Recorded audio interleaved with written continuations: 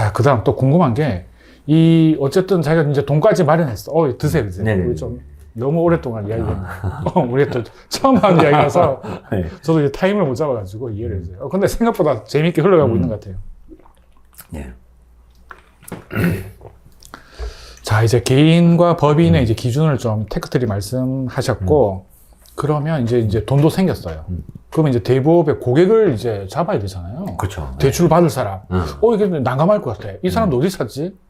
보통 우리가 그 부동산 투자 이런 거 대출 받을 때 보면 대출 중개인이 이렇게 막 모집하잖아요. 네네네. 대출 중개인이 A, B, C 이렇게 있으면 대출 필요한 사람이 하고 이렇게 중개를 해주는 느낌이잖아요. 그죠? 네네. 이거 대부분 어떻게 이루어지나요? 비슷한가요? 같은 대출이니까. 아, 비슷하구나. 네. 네네. 그래서 대부는 내가 직접 모집할 수도 있고, 아니면은 뭐 대부 중개업을 운영하는 회사가 또 있거든요. 아, 대부 중개업 네, 운영. 대부 중개 회사를 통해서도. 잠깐만요. 그런데 일단 본인이 만약에 하려면 이제 본인의 어떻게 보면 명함, 대출 중개인이 우리 뭐 법원, 경매 법원 가면 대출 중개인들 명함 쫙 돌리잖아요. 맞습니다. 네네네. 그런 것처럼 본인도 그게 속해져 있나요? 그렇죠. 본인이 가서 직접 본인 아니, 명함을 징기스칸님도 그 명함이 그거 들어가 있어요. 저는 그렇진 않습니다. 이제 그런 루트는 네네네네. 하진 않나 보네. 네네네네. 그냥 그렇게 할 수도 있겠네. 네, 맞습니다. 그렇게 네. 할 수도 있고. 근데 지금 저는 지금 자금은 한정돼 있고, 다른 걸 통해서도 충분히 가능하기 때문에 그거까지는 하진 않는데. 그러니까 아쉬울 값이야, 지금. 아쉽다면, 예. 아쉽다면, 직접 명함을 나눠줘도 되고, 아니면은 경매에 나오는 모집 아주머니 분들 계시잖아요. 대출 모집인 분들이. 그분한테 돈을 주고 내 명함도 좀 돌려달라. 맞아. 그렇게 해도 되고. 뭐 가면 한 10개 제가 맞습니다. 받았던 기억이 나요. 네, 예전에 네, 경매할 때. 네. 그것도 이제 끼워서 할 수도 있겠구나. 저희 명함 두개 받잖아요. 그리고 또 이제 어느 정도 업력이 쌓이면은 이제 항상 대출 중개에서 유명한 몇 분 계시잖아요. 맞습니다. 10년 지나도 그 이야기 듣고 내가 깜짝 놀랐어요. 이러더라고요. 그러니까 그분들. 또 정말 이 바닥에서 계시는 거 보고 신기했어요. 네네네. 그렇게 이제 할 수도 있고, 아까 무슨 회사 이야기 했잖아요. 그거 뭔가요? 회사에서 돈이 아니고, 그런 대출 필요한 사람. 우리가 부동산 중개업 운영하는 회사가 또 있잖아요. 네네네. 개인도 있고, 법인도 있고. 법인에서도 하고. 대부 중개도 똑같습니다. 그러면 부동산 중개처럼. 대부 중개, 이렇게 중개해주는 회사가 있는 거네. 그죠? 대출 필요한 사람이 그쪽 의뢰하면 다시 오고 물건을 가져오고. 대신 이제 중개 수수료는 저희가. 수수료 내겠죠. 부동산 수수료 내는 것처럼. 그럼 예대 마진에서 이제 중개 이 수수료가 이제 빠지겠네. 그렇죠. 이거 빠지는 게, 그럼 이제 중개 수수료가 이것도 꽤 클 것 같은데, 그죠? 이 와중에서는. 퍼센테이지 치면. 수수료가 지금 법적 상한으로는 2.25%인가. 2.2%구나. 2.25인가 2.5인가? 그러면 이게 2.25가 그 개념인가요? 아까 예대 마진이 만약에 3%면 2.25 이제 빠지면은 예를 들면 0. 몇 남는 거네. 그렇죠. 그런 개념인 거죠. 맞습니다. 네네네. 와, 그러면 어떻게 보면 큰 거네. 그죠? 자기가 직접 이렇게 모집할 수 있으면 전체에서 2. 몇 %면 꽤 큰 거잖아요. 그렇죠. 1억이면 얼마? 1억에 2.25면은 225만 원이니까. 거기다 부가세 포함하면 훨씬 더 금액이. 근데 그럼에도 불구하고 이게 되게 안정적으로 이제 또 공급해 주면 뭐 낼만은 하겠다, 그죠? 맞습니다. 그죠. 그런 네. 개념이구나, 이것도. 그래서 중개 수수료를 내고 내가 받을 거냐, 아니면 내가 중개 수수료 내기 싫다, 내가 직접 모집하겠다, 이렇게 할 거냐. 그럼 지금 징기스칸님은 이제 중개 수수료를 내고 이렇게 모집하는 이런 개념인가요? 네, 저는 지금 제가 부동산 투자를 하다 보니까 이제 지인들 통해서 오는 분들도 지인들. 계시고. 이게 또 중요하겠다, 그죠? 네, 지인 통해서 이제 오시는 분들도 계시고. 맞아요. 얼마 전에 저도 이제 징기스칸 전화번호 알려달라고 해서 한 명 알려줬어요. 그래서 지금 몇 군데 지금 연락 와가지고.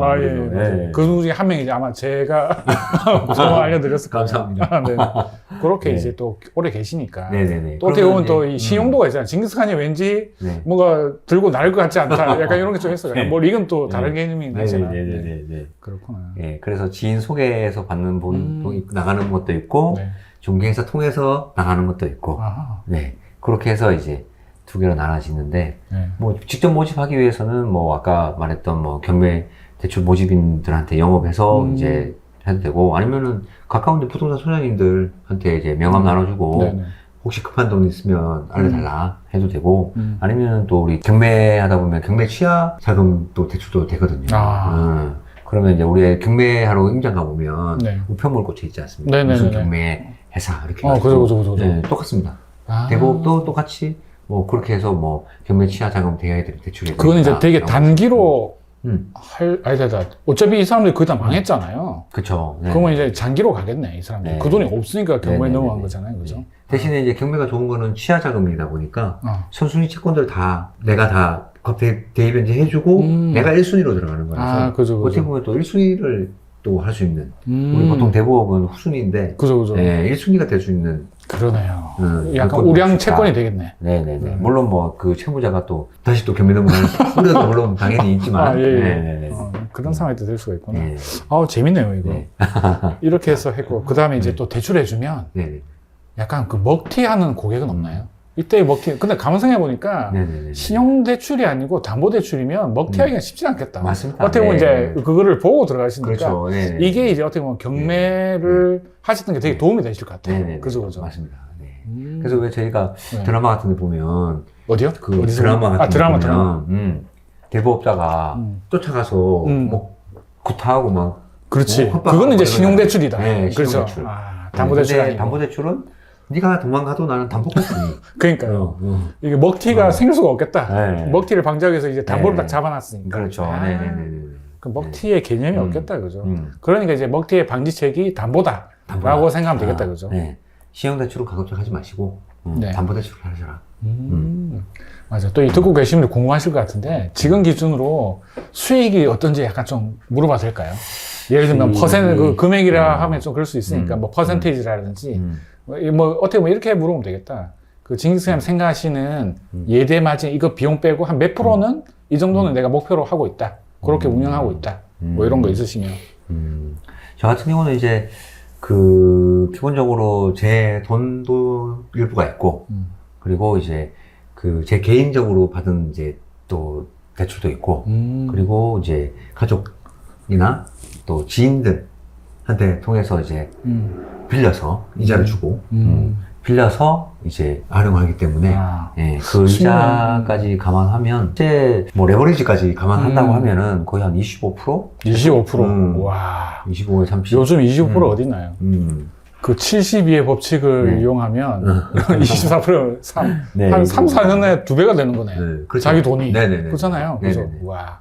그러니까 자기 돈으로 하게 되면 어쨌든 뭐 대출하면 18% 정도 받는다고 하시니까 18%가 남는 거고 어디서 뭐 예를 들면 요즘 이제 그 뭐 제2금융권 뭐 노금이나 수요 이런 데다 빌리면 요새 한 6% 정도 하니까 한 12% 또 내 돈이고 그죠? 네네네. 오, 괜찮은데? 평균적으로 제가 받는 이자율이 한 16에서 17%인데 전체 평균을 내보면 한 16에서 17% 정도 되는데 실제로 제가 내는 이자는 한 10%? 10%? 7%? 8% 정도거든요. 그러니까 한 10% 남는 거네. 네네네. 그 지인한테 근데 물론 약간 대구 중개 수수료가 나가기 때문에 물론 안 나가는 대출도 있고요. 그렇기 때문에 한 17% 정도에서 뭐 대출 이자를 받고 17% 이자를 받고 뭐 대부 중개 수수료를 한 2.25% 정도 떼고 그다음에 이자 뭐 한 7, 8% 떼고 그렇게 되면은 한 10% 정도 되는 거예요. 한 10%가 조금 덜 되죠. 8%, 5%. 그러니까 어쨌든 돈을 빌려서 하는 건 한 10% 남는 거네. 그죠? 네네네네. 본인이 하는 거는 어차피 뭐 무한정일 거고 그걸 이제 평균으로 다 해보니까 20 몇 프로인 것 같다라고 말씀하시는 거죠. 네네네. 이야, 좀 괜찮은데요, 이거. 네. 그래서 뭐 우리 상가 투자 보통 보면 이렇게 보면 그 왜 상가 투자 같은 경우에 뭐 대출을 뺀 실제 수익률이 뭐 6% 정도 되면 괜찮다. 엄청난 거잖아요, 6%면. 서울 강남 한때 뭐 0% 뭐 이랬잖아요, 1%. 2%인데. 물론 그거는 이제 땅값을 보고 하는 거니까 그렇다는데. 흔히 뭐 우리 월세 수익형에서 대출을 감안하지 않고 뭐 한 6% 정도 되면 괜찮다. 라고 얘기하는데 이거는 그보다 훨씬 더 높죠. 대출을 받지 않아도 뭐 한 17% 아까 17% 받는데 그러니까요. 뭐 중개 수수료 감안해서 중개 수수료 빼고 뭐 한 14에서 15%다라고 감안하더라도 뭐 세금 떼고 아주 뭐 대출 없이 하는 거니까 세전으로 거의 한 14% 정도는 가져오는 거죠. 그러면 뭐 세금 떼고 뭐 이렇게 해도 한 12%? 11%? 10%?